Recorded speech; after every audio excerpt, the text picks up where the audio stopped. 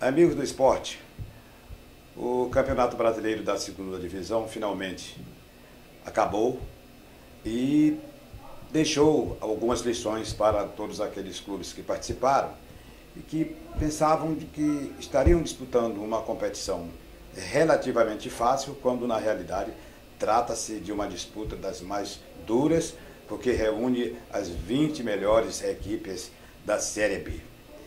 Claro que, de início, o que todos pensavam é de que uma vaga seria do Vasco da Gama, né? Tido até como favorito para ser o campeão. E as outras 3 vagas seriam distribuídas naturalmente entre aquelas equipes que mais se destacassem. Entre elas, a Ponte Preta de Campinas e a Portuguesa de Desportos. Equipes que já haviam também passado pela primeira divisão e que naturalmente tinham experiências. O Vasco, a sua torcida acreditava principalmente pelo fato de ter vindo de uma decisão do Campeonato Carioca, de ter mantido a base da equipe que disputou o título e contratado mais alguns jogadores para que fosse reforçado a campo. Entre eles a presença do Douglas, o meia Douglas, e ainda do atacante Kleber.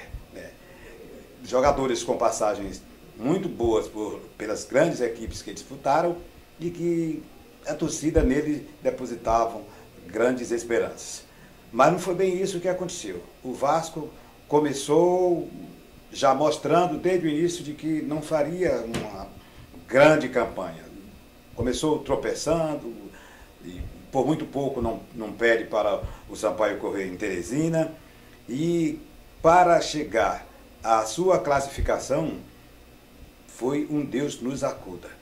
Foi preciso que jogasse com o Icasa dentro de seus próprios domínios, no estádio do Maracanã, num dia em que, por muito pouco, a decepção não seria maior, porque o time do Ceará esteve muito próximo de vencer a partida. Os demais competidores, a Portuguesa foi aquela decepção, né? A Ponte Preta reagiu, trocou de treinador, fez algumas contratações e, apesar de estar com os salários atrasados desde quase o início do Campeonato Brasileiro, conseguiu a classificação com algumas rodadas de antecipação.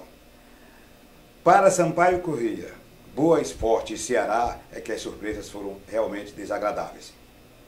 O Ceará, completando o seu centenário de fundação, começou a disputa disparado, aparecendo até como favorito, liderando várias e várias rodadas, tanto no primeiro turno como em boa parte do segundo turno. E então criou-se um clima em Fortaleza de que o Ceará seria, obviamente, no mínimo o terceiro colocado na competição. Caiu de produção e aconteceu o que todos viram. Na última rodada já quase não tinha absolutamente chance.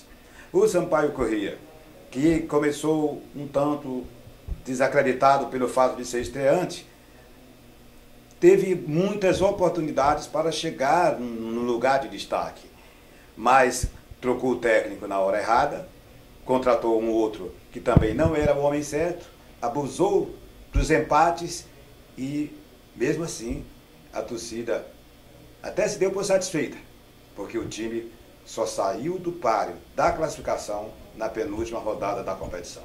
Mas ficaram muitas lições a serem tomadas, a serem aprendidas pelo presidente Sérgio Frota, principalmente pela carência que o Sampaio tem da necessidade de contratar um jogador, um goleador que faça com que realmente a torcida vibre com os gols.